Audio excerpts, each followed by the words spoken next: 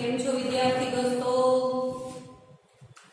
ધોરણ 9 વિષય ગુજરાતી અને ગદ્ય 10 ભારતીય સંસ્કૃતિની સિદ્ધિ. લેખકનું નામ છે વિનોબા ભાવે અને આ ગદ્યનો પ્રકાર છે નિબંધ. લેખકનો પહેલા પરિચય મેળવી લઈએ વિદ્યાર્થી દોસ્તો. આચાર્ય, ઋષિ અને સંતની જે પ્રતિભા ધરાવતા હતા તેવા બહુમુખી પ્રતિભા સંપન્ન વિનોબા ભાવે મહારાષ્ટ્રના ગાગોદા ગામની અંદર તેઓનો જન્મ થયો હતો. જન્મ સમયનું નામ વિનાયક નરહરી ભાવે હતું. લેખકનો જન્મ 11મી સપ્ટેમ્બર 1895 અને લેખકનું મૃત્યુ 15મી નવેમ્બર 1982 થયું હતું. આચાર્ય વિનોબા ભાવે તરીકે તેઓ જાણીતા હતા. આચાર્ય વિનોબા ભાવે નામના ગુલામના નામથી તેઓ પ્રસિદ્ધ હતા. ગાંધીજીના તેઓ અનુયાયી હતા અને ભૂદાન યજ્ઞના તેઓ પ્રણેતા હતા. વિદ્યાર્થી દોસ્તો, નાની એવી 10 વર્ષની કુમળી ઉંમરે તેમણે સંકલ્પ કર્યો હતો કે હું આજીવન બ્રહ્મચારી રહીશ અને લગ્ન નહીં કરું. ભારતના અધ્યાપક અને મહાત્મા ગાંધીના આધ્યાત્મિક ઉત્તરાધિકારી તેમને માનવામાં આવે છે. ભગવદ ગીતાનો મરાઠી ભાષામાં તેમણે અનુવાદ કર્યો છે અને મહારાજા સયાજીરાવ ગાયકવાડ વિદ્યાલયની અંદર તેઓએ અભ્યાસ કર્યો હતો. વિનોબા ભાવેનું અંતિમ જીવનનું શેષ જીવન છે એ વર્ધાની અંદર પુનાર આશ્રમની અંદર પૂર્ણ થયું હતું. વર્ધાની અંદર પુનાર આશ્રમમાં તેઓ જીવનના અંતિમ સમયે ત્યાં હતા. તો લેખક વિનોબા ભાવે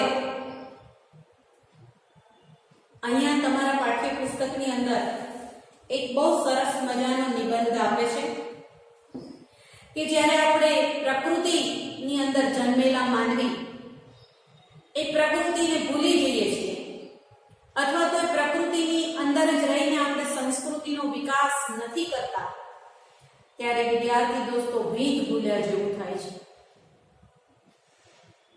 મારે તમને કહેવું જોઈએ કે આ સુંદર લીલા હરિયાળા પર્વતો, આ ખળખળ વહેતી નદીઓ, આ અફાટ જળથી ગરજતા સમુદ્રો, એને તમે જ્યારે જોશો કે માણશો ત્યારે મારે તમને કહેવું જોઈએ કે તમે ક્યારેય એનાથી થાકશો નહીં. પરંતુ વિદ્યાર્થી દોસ્તો, જ્યારે આપણે પ્રકૃતિને ભૂલી જઈએ છીએ ત્યારે વિદ્યાર્થી દોસ્તો આપણને જીવનનો થાક લાગે છે. માટે બરાબર યાદ રાખવાનું છે કે પ્રકૃતિમાં જન્મેલો માનવી પ્રકૃતિથી વિમુખ બની શકશે નહીં. પ્રકૃતિની સાથે જ એને જીવવાનું છે. અહીંયા મેં લખ્યું છે, જો પ્રકૃતિમાં જન્મેલો માનવી જો તેનાથી દૂર જશે તો માઠા પરિણામો એને ભોગવવા પડશે. કેટલાય વિદ્યાર્થી દોસ્તો જાતના પરિણામો આપણે ભોગવવા પડશે. વિદ્યાર્થી દોસ્તો, પ્રકૃતિને ભૂલી અને આપણે જ્યારે એવી શોધો કરવા માંડ્યા કે જેના પરિણામ રૂપે વિદ્યાર્થી દોસ્તો તમે અત્યારે જાણો છો કે COVID-19 કોરોના વાયરસની કેવી ભયાનક મહામારીમાં આપણે સપડાયા છે. આ પ્રકૃતિને ભૂલ્યાનું જ પરિણામ છે. એક સીધું એક્ઝામ્પલ તમારી સામે છે એટલે આપું છું કે કોરોના વાયરસનું સર્જન આપણા દ્વારા થયું છે અને કેટલાય કિંમતી માણસો આ કોરોનાને કારણે મૃત્યુ પામે છે. માટે વિદ્યાર્થી દોસ્તો, પ્રકૃતિને ભૂલશું તો વિદ્યાર્થી દોસ્તો એના માઠા પરિણામો આપણે ભોગવવા પડશે. તો આ પ્રસ્તુત નિબંધની અંદર આપણી સંસ્કૃતિની ખૂબીઓ, સંસ્કૃતિ, પ્રકૃતિ અને વિકૃતિ વચ્ચેનો ભેદ, એ બધી ચર્ચાઓ અહીંયા કરવામાં આવી છે. આપણે જોઈએ કે આપણો વિચાર વૈભવ કેવો અદ્ભુત હતો. અંગ્રેજો જાણતા હતા કે આ ભારતીય પ્રજાની અંદર જે ધાર્મિક સંસ્કારો અને જે વિચારોની ઊંચાઈ છે એને હણવી હોય તો એમની શિક્ષણ પદ્ધતિ બદલી નાખવી જોઈએ. અને માટે આપણી આ ભલી ભોળી પ્રજાને એ લોકો શિક્ષણ દ્વારા, એમની ભાષાના શિક્ષણ દ્વારા આપણને આપણું પતન કરી ગયા વિદ્યાર્થી દોસ્તો. તો ચાલો વિદ્યાર્થી દોસ્તો આપણે જોઈએ ભારતીય સંસ્કૃતિની સિદ્ધિ, પેજ નંબર 68 ઉપર. વિદ્યાર્થી મિત્રો તમે મારી સાથે પાઠ્યપુસ્તક ખોલી અને આ નિબંધનું વાંચન કરશો. લેખક છે વિનોબા ભાવે. પ્રકૃતિ એટલે સહજ સ્વભાવ. સાચી વાત છે. માની લો કે ચાલતા ચાલતા જતા હતા અને એક બોરડી ઉપર લાલ લાલ મજાના બોર જોયા તો આપણને સ્વાભાવિક જ એમ થયું કે આ બોર લઈને હું ખાઈ લઉં. તો એ તોડી લીધા અને ખાઈ લીધા. એ સહજ સ્વભાવ. એવું થાય છે કે આજે મારે નથી ભણવું તો પગ લાંબા કરીને વૃક્ષ નીચે બેસી ગયા તો એ સહજ સ્વભાવ. પણ એને મારીને જો કંઈ કરવા જશો તો એ વિકૃતિ થશે. સંસ્કૃતિ એટલે સહજ સ્વભાવથી ઉપર ઉઠવું. સાચી વાત છે. સંસ્કૃતિનો અર્થ એ છે કે જેમાં કંઈક લગામ રાખવાની છે, વિવેક રાખવાનું છે. ખબર છે કે અત્યારે બોર ઘણા પાકેલા છે પરંતુ આ મારી વાડીના બોર નથી. ખાવાની ઈચ્છા થઈ છે પરંતુ મારાથી એ તોડાય નહીં. એ સંસ્કૃતિ છે. અને વિકૃતિ એટલે સહજ સ્વભાવથી નીચે પડવું. અને ખબર છે કે આ બોરડી મારી નથી, બીજા કોઈની માલિકીની છે, તો એ ભાઈ ત્યાં વાડ તોડીને અંદર ઘૂસી જાવ અને એ બોરડીના બોર તોડી દેવા, એ વિકૃતિ છે. પ્રકૃતિ વચ્ચે છે અને એ નોર્મલ છે, સહજ છે. એ સહજ છે. આ સૃષ્ટિ પરના મારે તમને કહેવું છે કે માનવી સિવાયના તમામ સજીવો છે ને એ પ્રકૃતિની અંદર નોર્મલ જીવન જીવે છે, સહજ જીવન જીવે છે. એક માણસ જ જુદું પ્રાણી છે. આપણે બપોરે રોટલી કરી હોય તો એ રોટલીનો સંગ્રહ કરીને સાંજે આપણે ખાઈએ છીએ. તમે જોજો કોઈ જીવભાઈ એનું ખાવાનું એના માળામાં સંગ્રહ એવું દેખાણું તમને ક્યારે જોજો? સંશોધન કરી એ ભાઈ નવા સમયે નવું ખાણું શોધવા નીકળી પડે છે. તો માણસની એક પ્રકૃતિ હોય છે, એક સંસ્કૃતિ અને એક વિકૃતિ. આ ત્રણેય વસ્તુ આપણી અંદર છે. ભૂખ લાગે છે અને ભૂખ લાગતા માણસ ખાય છે અને એ તેની પ્રકૃતિ છે. ભૂખ ન લાગવા છતાં માણસ ખાય છે તે તેની વિકૃતિ છે. અને ભૂખ લાગવા છતાં આજે એકાદશી છે એટલા વાસ્તે ભગવત સ્મરણ માટે માણસ ખાતો નથી, તે એની સંસ્કૃતિ છે. આમ ઉપવાસ કરવો તે સંસ્કૃતિ છે. આપણે મહેનત કરીને ખાઈએ છીએ તે આપણી પ્રકૃતિ છે. આપણે જાતે મહેનત કરવાનું ટાળીશું અને બીજાની મહેનતને લૂંટીને ભોગવતા રહીશું, એ વિકૃતિ છે. ઘણા વિદ્યાર્થી દોસ્તો નિબંધની અંદર એવા એક્ઝામ્પલ આપે છે પ્રકૃતિ, સંસ્કૃતિ અને વિકૃતિના. એટલે જ્યારે એવા એક્ઝામ્પલ્સ આવે ત્યારે તમે જોજો બીજાનું લઈને ખાઈ લેવું એ તો વિકૃતિ છે. પોતે મહેનત કરીને ખાઓ એ તો સહજ સંસ્કૃતિ છે. બીજાની મહેનત લૂંટીને ભોગ ભોગવતા રહીશું એ આપણી વિકૃતિ છે. આ વસ્તુ ભલે મોટાભાગના માણસોમાં દેખાતી હોય તેમ છતાં આ માણસની પ્રકૃતિ નથી. મોટાભાગના માણસો આવું જ કરે છે પરંતુ ખરેખર એ માણસની પ્રકૃતિ નથી, વિકૃતિ જ છે. ભલે ને આ પ્રકારની વિકૃતિ પ્રાચીન કાળથી આજ સુધી દેખાતી હોય તેમ છતાં આ કદાપી સંસ્કૃતિ હોઈ શકે નહીં. જંગલમાં જન્મેલા આપણે ભાઈ જે મળતું હતું એ ખાતા હતા. મેં આફ્રિકાની અંદર એક રિસર્ચ જોયું હતું કે ભાઈ કેટલાક આફ્રિકાના બાળકોને ખાવાનું આપવામાં આવ્યું હતું એક જ બાળકને આપવામાં આવ્યું ભાઈ, ટોપલી ભરીને એમને સરસ મજાના જાંબુડા ખાવા આપવામાં આવ્યા, તો એ એકલાએ ન ખાધું, જેટલા બાળકો હતા બધા બાળકોને એણે વેચી દીધા અને પછી ખાધા. આ પ્રકૃતિ છે. ભલે ને આ પ્રકારની વિકૃતિ પ્રાચીન કાળથી આજ સુધી દેખાતી હોય, તેમ છતાં કદાપી સંસ્કૃતિ હોઈ શકે નહીં. પરંતુ આપણા શ્રમથી પેદા થયેલી ચીજ પણ બીજાને આપ્યા વિના ભોગવવી નહીં, આપીને અને વહેંચીને જ ભોગવવી. આ પ્રકૃતિ છે. તે માણસની સંસ્કૃતિ છે. માણસમાં પશુમાં ફરક છે, અંતર છે. આ અંતરને વધારવું, પશુપણામાંથી નીકળતા જઈને માણસપણા તરફ આગળ વધતા જવું, તેને જ સંસ્કૃતિ વર્ધન કહે છે. માણસ સુખ અને આનંદ શોધે છે એ ખરું, પરંતુ કયો આનંદ વિકૃત છે, કયો આનંદ પ્રાકૃત છે અને કયો સંસ્કૃત છે, તેનો ખ્યાલ રાખવો પડે. જે સુખ સૌને આનંદ આપી શકે તેવું હોય એ જ ખરું સુખ છે, અને જે સુસંસ્કૃત આનંદ છે, જે આનંદ આપણને સંસ્કૃતિ તરફ લઈ જાય, એ જ સાચો આનંદ. પેલી એક કહેવત તમે સાંભળી છે કે કાગડાને રમત થાય, દેડકાનો જીવ જાય. તો એ ભાઈ પ્રકૃતિનો બેને આનંદ આવવો જોઈએ. સંસ્કૃતિ ક્યારેય ખરાબ નથી હોતી, વિકૃતિ જ ખરાબ હોય છે. અને પ્રકૃતિને આપણે ન ખરાબ કહી શકીએ, ન સારી. જે તે જેવી છે તેવી છે. કાગડો કાળો છે, તેને આપણે ખરાબ ન કહી શકીએ, કેમ કે તે તેની પ્રકૃતિ છે. બગલો સફેદ છે, પણ તેટલા માત્રથી આપણે તેને સારો ન કહી શકીએ, કેમ કે તે એની પ્રકૃતિ છે. પ્રકૃતિથી ઉપર ઉઠીને આગળ વધવું, તે જ સંસ્કૃતિ. સાચી વાત છે. પ્રકૃતિની અંદર આપણે લગામ રાખીએ, સારામાં સારા સંસ્કારો કેળવીએ, એ સંસ્કૃતિ કહેવાય. જંગલમાં રખડતા આપણે વસ્ત્રાભૂષણ નહોતા પહેરતા, વિદ્યાર્થી દોસ્તો વસ્ત્રો પહેરવા લાગ્યા, વ્યવસ્થિત બોલવા લાગ્યા, સૌની સાથે સારો વ્યવહાર કરવા લાગ્યા, એ સંસ્કૃતિ થઈ.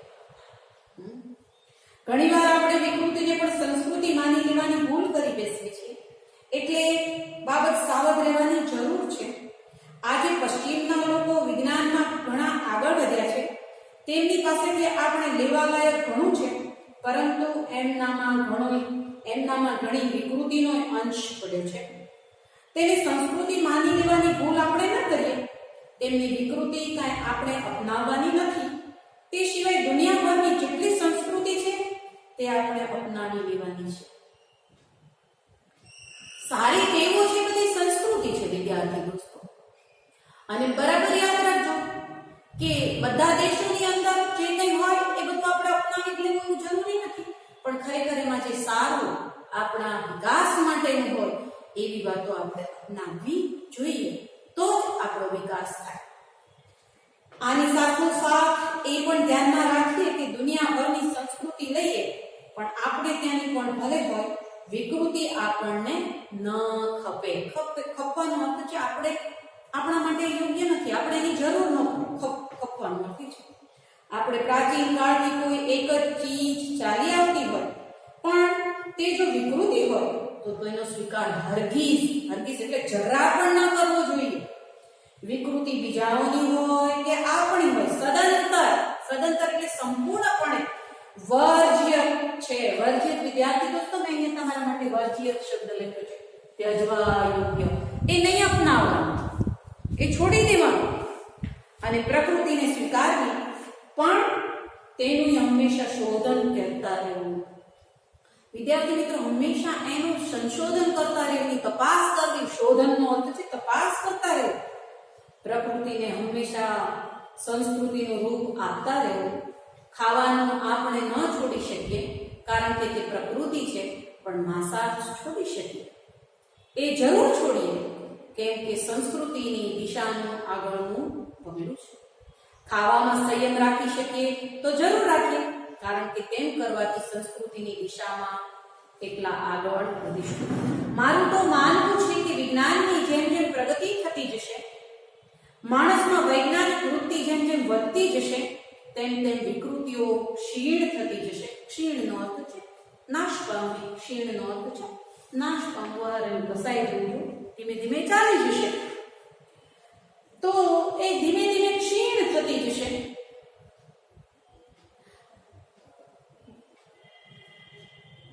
અને માણસ સંસ્કૃતિની દિશામાં આગળ વધતો જશે. બહુ આગ્રહ કરીને ખવડાવવું અને અંકરાત્યાની માફક ખાવું, અંકરાત્યાનો અર્થ ગાંડા માફક ખાવું, એ પણ વિકૃતિ જ છે. પણ આજે હજી માણસને આ સમજાતું નથી. કેમ કે માણસને આપણી શરીર રચનાનું અને પાચન પ્રક્રિયાનું પૂરતું જ્ઞાન નથી. જ્યારે તેને શરીરનું આંતર બાહ્ય જ્ઞાન, બાહ્ય એટલે બહારનું જ્ઞાન થશે, ત્યારે તે તુરંત સમજાશે કે આ વિકૃતિ છે અને તે છોડવી જોઈએ. માણસ કાયમ સંસ્કૃતિ વિકૃતિનું પૃથ્થકરણ કરતો રહેશે, વિશ્લેષણ કરતો રહેશે. વિશ્લેષણ એટલે સારા નરસાનું વિવેક કરતો રહેશે, એનું સંશોધન કરતો રહેશે, પ્રયોગ કરતો રહેશે અને પોતાને સાચી દિશામાં આગળ વધારતો રહેશે. આવું ભારતમાં થયું છે. અહીં હજારો વર્ષથી માણસ જાત જાતના પ્રયોગો કરતો રહ્યો છે અને તેમાંથી આપણે જેને ભારતીય સંસ્કૃતિ કહીએ છીએ તે નિજી છે. ભારતની સંસ્કૃતિ પ્રયોગશીલ છે અને ભારત પ્રાચીન કાળમાં બહુ પ્રવૃત્તિમય હતો.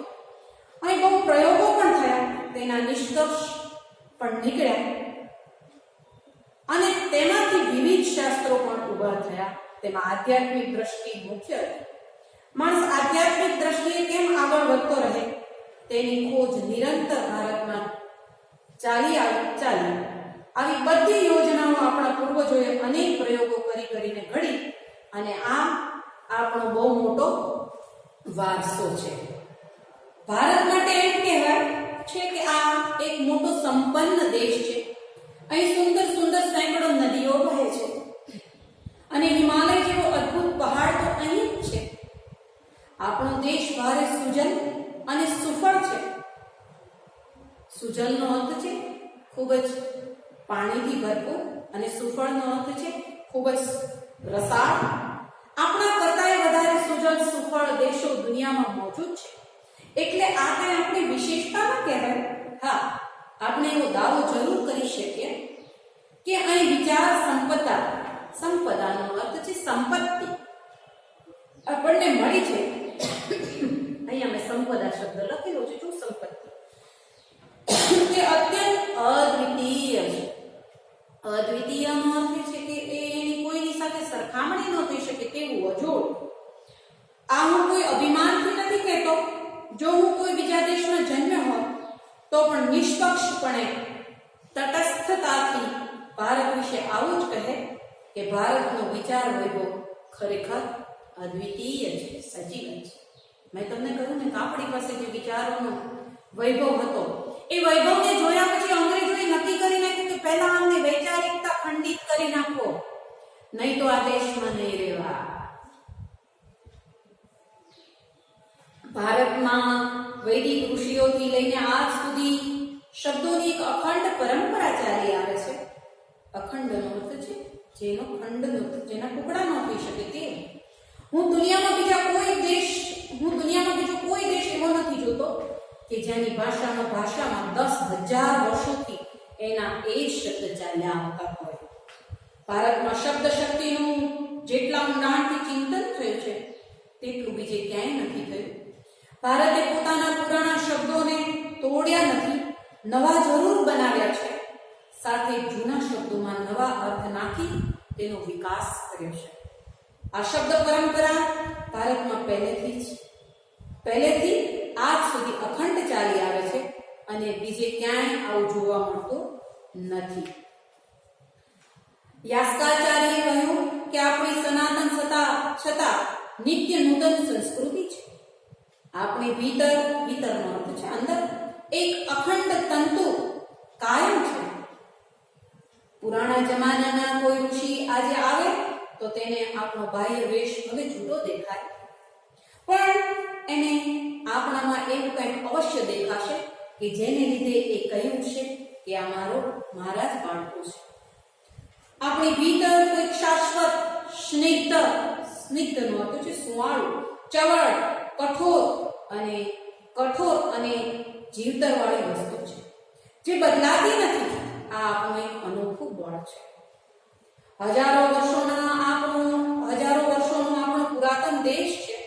જ્યારે બીજા દેશોના ઇતિહાસનો આરંભ પણ નહોતો થયો ત્યારે આપણા પૂર્વજો ગૌરવ શિખર ઉપર પહોંચી ગયા હતા.